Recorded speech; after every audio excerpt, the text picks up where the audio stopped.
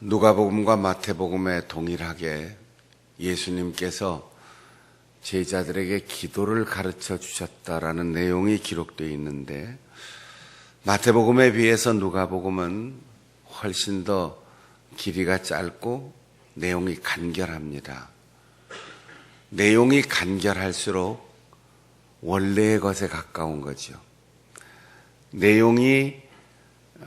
같은 내용이 포함되어 있지만 분량이 많을수록 고백하는 사람의 신앙이 거기에 더 깊숙이 개입된 거지.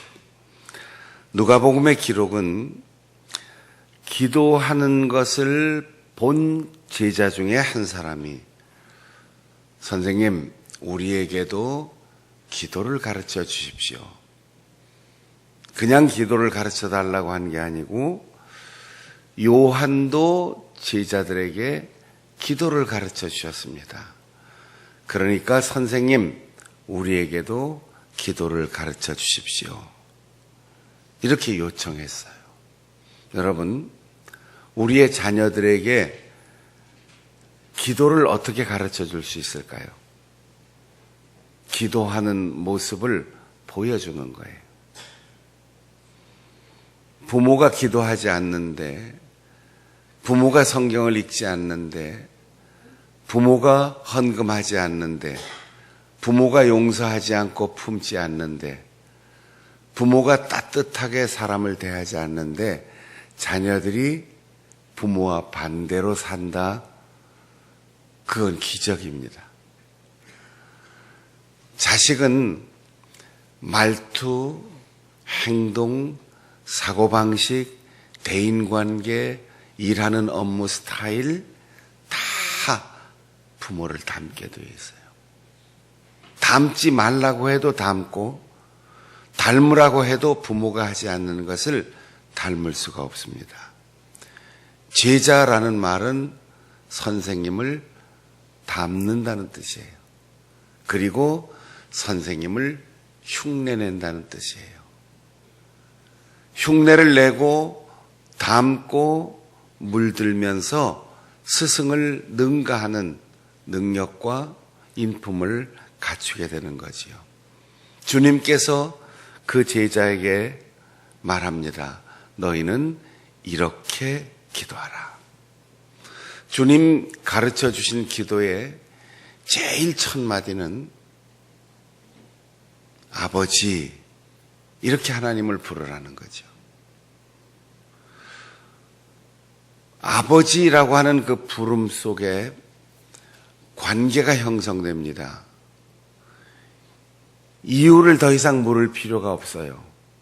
의심하거나 눈치 보거나 망설일 필요가 없어요. 아무리 친하고 자주 만나는 사람이라 할지라도, 여러분, 옆 동네 어린아이가 아저씨, 나 옷 사주세요. 아줌마, 오늘 개학날인데 저 등록금 좀 대주실 수 있어요? 그럼 옆집 아줌마가 얘가 바보가 아닌가 그렇게 생각해요. 그런데 아버지, 등록금이 필요합니다. 어머니, 용돈이 필요합니다. 계절이 바뀌었으니까 새 옷이 필요합니다. 눈치 볼 거 없어요. 왜냐하면 우리는 부모와 자식의 관계이기 때문입니다. 가족이라는 것은 이유가 없어요. 부모와 자식 간에는 분별하거나 구별하거나 이유를 따질 필요가 없어요. 그냥 아버지 하고 그 다음에 내 모든 요구사항, 내 형편 다 얘기하면 됩니다. 특별히 우리의 가정은 작은 교회이고 교회는 확대된 가정입니다. 교회를 자꾸 집단, 조직 이렇게 생각하는 분들이 종종 있습니다. 물론 국가에서 법으로 볼 때는 사회적 조직체라고 볼 수도 있어요. 모임, 재단법인, 사단법인 이렇게 볼 수 있어요. 그러나 성경적인 견해로는 교회가 가족입니다. 여러분 모두가 형제요 자매입니다. 아버지 하고 부를 때 그 기도의 서두에 아무런 수식어, 아무런 형용사, 그 어떤 말도 붙이라고 하지 않았습니다. 하나님 아버지, 그 외에 무슨 말이 더 필요하겠습니까? 혹시 한번 물어볼게요. 아버지 부를 때 그 앞에다가 무슨 형용사나 수식어 붙이는 사람 있습니까? 위대하신 우리 아버지, 좋은 말인데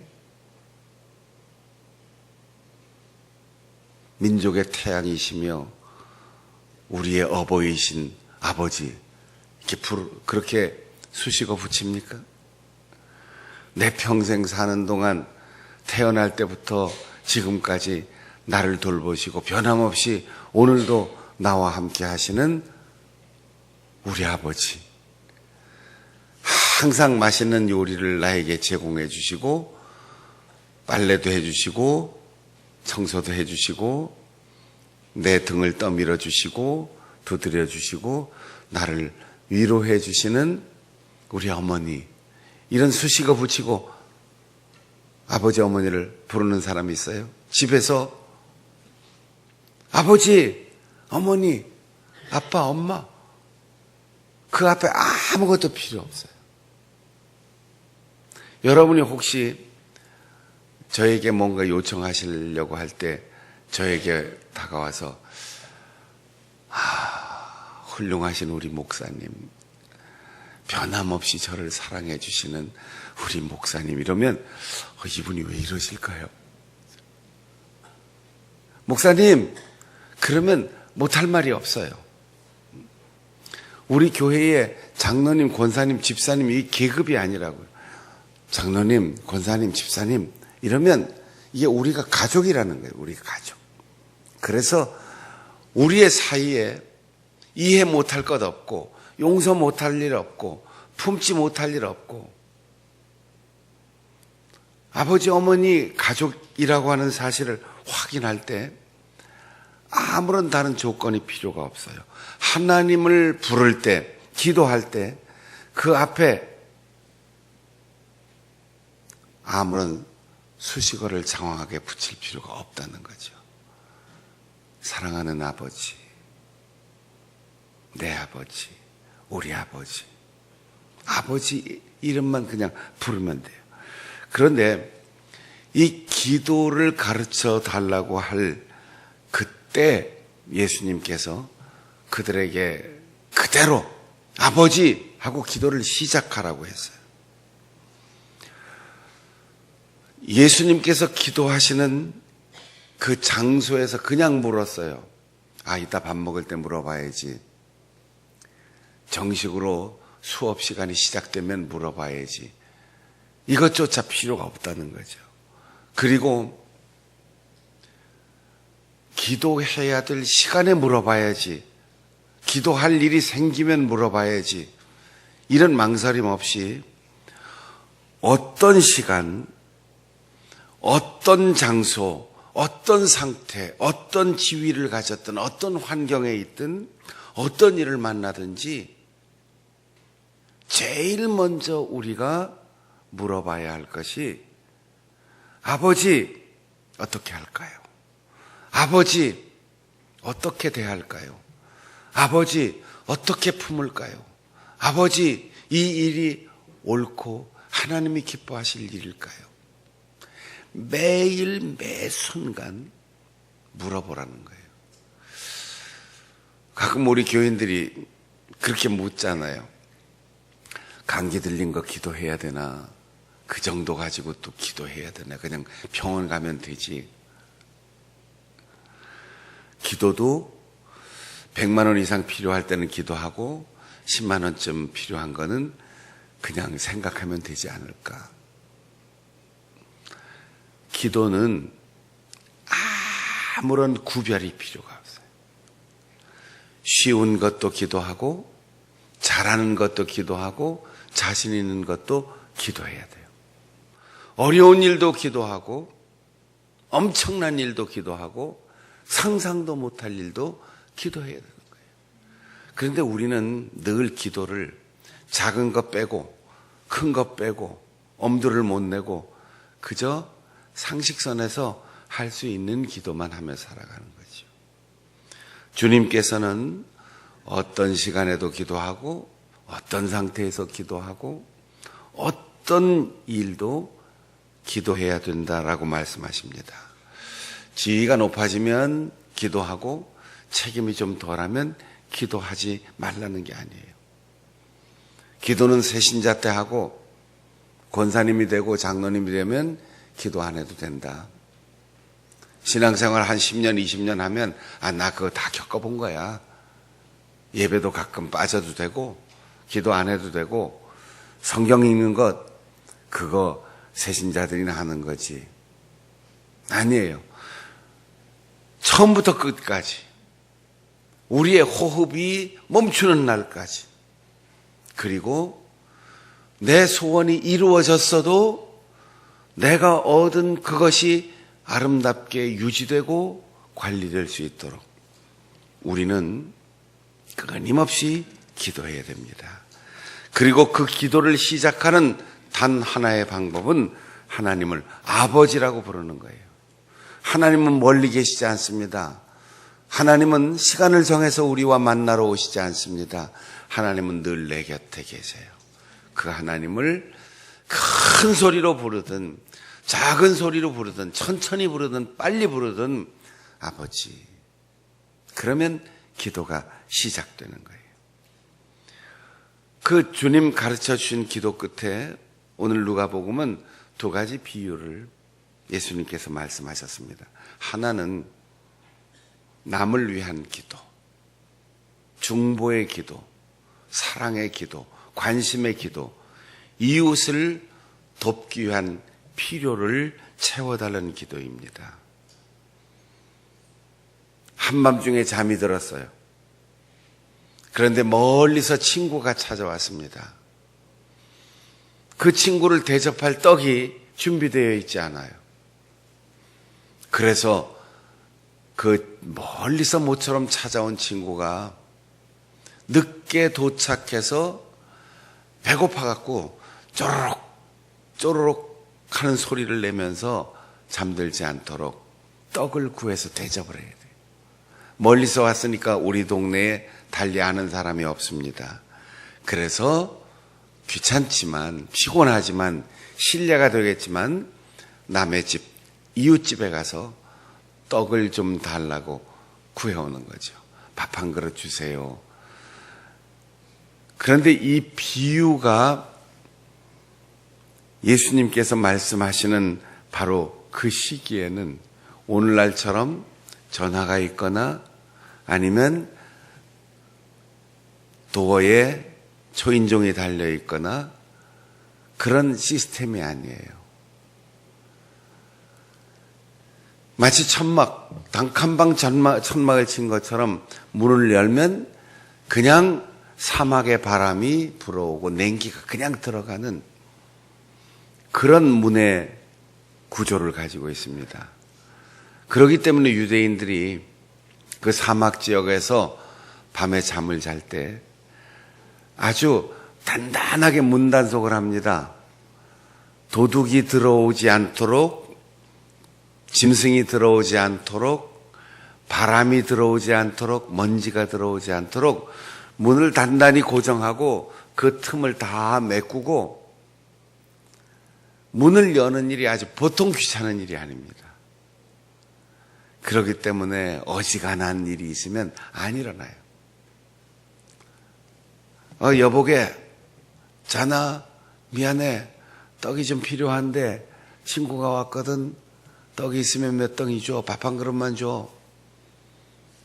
귀찮아서 못 들은 척은. 코 고는 소리 일부러 더 크게 내는 거예요. 아이고, 여기서 더 가면 이웃 간의 우정이 깨지겠다. 신뢰가 되겠지. 그리고 포기하고 가면 끝나는 거예요. 그런데 지금 밥을 굶고 먼 길 여행 끝에 피곤해서 이 속이 허전해서 잠이 안 오는 자기의 오랜만에 찾아온 친구를 생각하면 여기서 포기할 수가 없는 거죠. 막 문을 흔들어요. 막 두드려요. 소리를 높입니다. 그러니까 이웃이라고 하는 체면 때문에가 아니고 친구라고 하는 관계 때문이 아니고 아이고 빨리 일어나서 주는 게 좋겠다. 더 길게 끌면 잠 다 달아나고 어차피 줘야 될 거 빨리 일어나서 줘야지. 그리고는 일어나서 떡을 내줍니다. 눈을 부비고 속으로는 아이 주책도 이 시간에 그냥 대강 자지 투덜투덜 하면서 줄 수 있지만 그건 상관없어요. 떡을 받아 들고 집으로 돌아오면서 먼 길 찾아온 친구에게 대접할 떡이 생겼다는 사실이 기뻐요. 그래서 벗됨으로 인하여 친구 관계 때문에 이웃이기 때문에 떡을 주는 게 아니고 강청함 때문에 떡을 준다. 기도는 이런 것이라. 강청이란 말은 체면을 다 버리고 수치심을 다 버리고 그런 뜻이에요. 여러분 너무 예의, 도덕, 범절, 체면 이런 거 생각하면 기도가 안 돼요. 지금 내 기도하는 이 목소리를 옆에 이 집사님이 들으면 아이고 주책이라고 뭔 기도를 그렇게 하느냐고 흉보지 않을까 이러면 기도 못해요. 저도 가끔 우리 교회 인터넷 홈페이지 영상으로 제가 기도하는 거를 이렇게 보면 왜 저렇게 인상을 쓰나. 기도할 때 눈을 감았어도 표정을 좀 온화하고 좀 너그러운 표정으로 기도하면 좋을 텐데 어김없이 제가 동영상으로 제 기도하는 표정을 보니까 이 인상을 왜 그렇게 쓰는지 모르겠어요. 그걸 가끔 보고 좀 부드럽게 기도해야지. 그런데 기도의 내용이 부드럽게 됩니까? 아버지 아시죠? 그 아무개 집사님, 아무개 권사님, 아무개 장로님 그 어려운 일이 있다는데 알아서 하세요. 이러려면 표정이 편해지겠죠. 그런데 그것 아니면 지금 죽기로 힘들다고 생각하는 우리 교인 아무개 생각하면 인상이 써질 수밖에 없죠. 하나님 이거 응답해 주지 않으면 나 목회 못합니다. 우리 교회 문제 생깁니다. 이거 꼭 이루어져야 됩니다. 이런 간절한 소원이 있으면 힘을 쓰게 되고 간절한 소원을 그 말 속에 담으면 인상이 막 찌푸러지게 되겠죠. 여러분 그런 간절함, 수치심도 체면도 누가 볼까 이런 염려도 다 사라지고 다 내려놓고 구하는 거예요. 자식을 위해서, 우리의 사랑하는 가족을 위해서, 우리의 교회를 위해서 기도할 때 체면, 수치심 이런 거 다 내려놓고 기도해야 된다는 거예요. 그리고 또 하나의 비유가 있는데 집에서 가족 간에 자기 아버지에게, 어머니에게 자식들이 구할 때 지금 우리가 기도하는 것을 아버지 이렇게 시작했는데 어떤 집의 아버지가 자식이 아빠 나 생선 먹고 싶어요. 보리굴비 먹고 싶어요. 고등어 구이 먹고 싶어요. 갈치 먹고 싶어요. 이러는데 옛다 그리고 뱀을 주겠냐. 아빠 엄마 나 계란찜. 그런데 누가 자식의 손을 물어서 죽일 전갈을 주겠느냐. 자식이 구할 때 생선 먹고 싶어요 그러면 가장 좋은 생선을 골라낼 거예요. 계란 먹고 싶어요 그러면 계란을 꺼낼 때 상태가 제일 좋은 걸 꺼낸다는 거죠. 집에서 아이들이 냉장고 문을 딱 열어요. 그리고 우유를 꺼내서 먹으려고 하다가 아빠 이거 날짜 지났네요. 어떡할까요? 여러분 뭐라 그래요? 뭐라고 대답해? 버려 그래요? 그냥 먹어 이래요? 괜찮아. 아빠 먹으면 돼. 너네는 날짜 안 지난 거 좋은 걸로 골라서 먹어. 아빠 이 반찬이 조금 이상한 것 같은데 뭐라고 해요? 그냥 먹어. 그래요? 그거 너 놔라. 괜찮아. 아빠 먹으면 돼. 너희들은 좋은 거 먹어. 괜찮아. 내가 괜찮지만 아이들에게는 혹시나 가장 좋은 걸 줘요. 그래서 기도하는 태도를 주님은 구하라, 찾으라, 두드리라.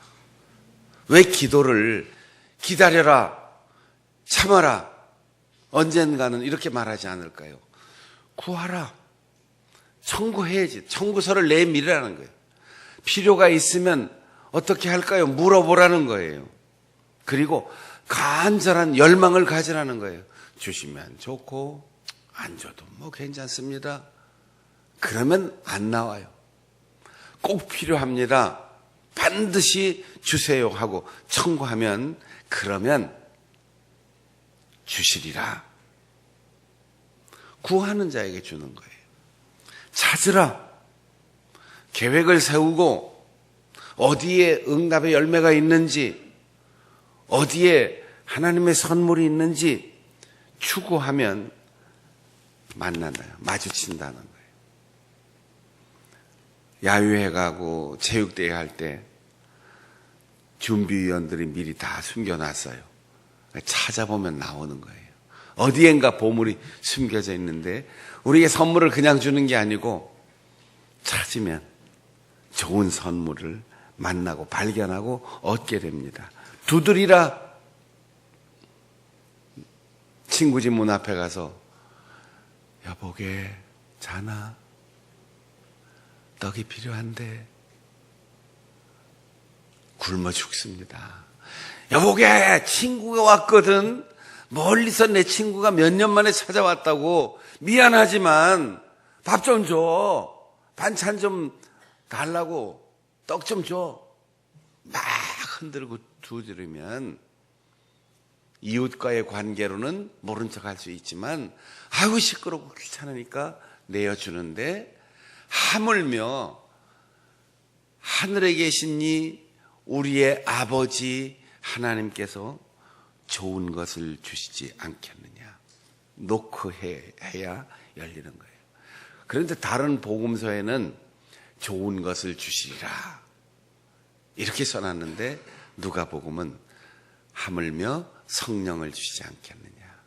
문제는 성령의 충만함이 우리에게 있느냐 하는 거예요. 제가 가끔 그런 얘기 하죠. 여보 쌀 떨어졌어. 반찬거리 떨어졌어. 우유 떨어졌어. 고춧가루 떨어졌어. 신발도 떨어졌어. 옷도 낡았어. 등록금도 내야 돼. 뭘 그렇게 복잡하게 얘기하세요? 딱 한 가지잖아요. 뭐예요? 돈이 필요해. 우리가 누구하고 관계가 불편해서 저 사람은 틀렸고 나는 옳고 왜 저렇게 실수할까? 왜 저렇게 오해할까? 문제는 우리가 심리학을 몰라서가 아니고 그 사람이 성격이 못돼서가 아니고 우리에게 특별한 관계에 문제가 있어서가 아니고 내가 성령 충만하지 못하면, 내가 그를 위하여 기도하지 못하면, 그러면 우리의 받아들일 수 있는 마음이 자꾸 좁아지는 거예요. 오해가 자꾸 증폭되는 거예요. 기도하고 성령께서 내 마음을 다스리면 그렇게 생각할 수도 있겠구나. 아, 내가 오해를 했구나. 아, 내가 생각을 바꾸면 되지. 아, 집사님 됐어요. 내가 이해할게요. 그러면 다들 마음이 부드러워지는 거예요. 문제는 기도하지 않기 때문에, 성령 충만하지 않기 때문에 관계에 문제가 생기는 거예요. 왜 이렇게 세상이 힘들까? 온통 세상이 다 잘못돼 돌아가는 것 같아. 기도 안 하니까 그런 거죠. 성령 충만하지 않으니까 자꾸 부정적인 것만 보이죠. 얼마나 좋은 세상을 살고 있습니까? 얼마나 편리하고 얼마나 행복한 세상을 우리가 살고 있습니까?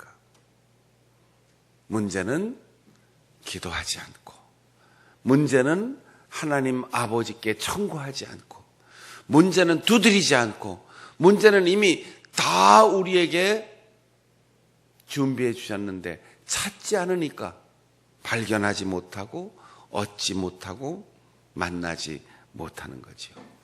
아버지, 성령을 충만케 하옵소서. 그러면 우리의 모든 문제의 해결의 열쇠는 우리가 갖게 되고 문이 열리는 거예요. 기도는 생각이 아닙니다. 기도는 기다림이 아닙니다. 기도는 구하고 찾고 두드리는 믿음의 행동입니다. 따라해 보겠습니다. 아버지, 주세요. 아버지, 허락하세요. 아버지, 성령으로 충만케 해주세요. 그렇게 기도함으로 이번 특별 새벽 기도회를 통하여 여러분이 반드시 구하는 것을 얻고 허락받고 찾는 것을 만나고 꽉 닫힌 응답의 문이 활짝 열려서 행동하는 기도의 사람, 능력 있는 성령 충만한 사람으로 살아갈 수 있기를 바랍니다. 날마다 순간마다 찬송하시겠습니다.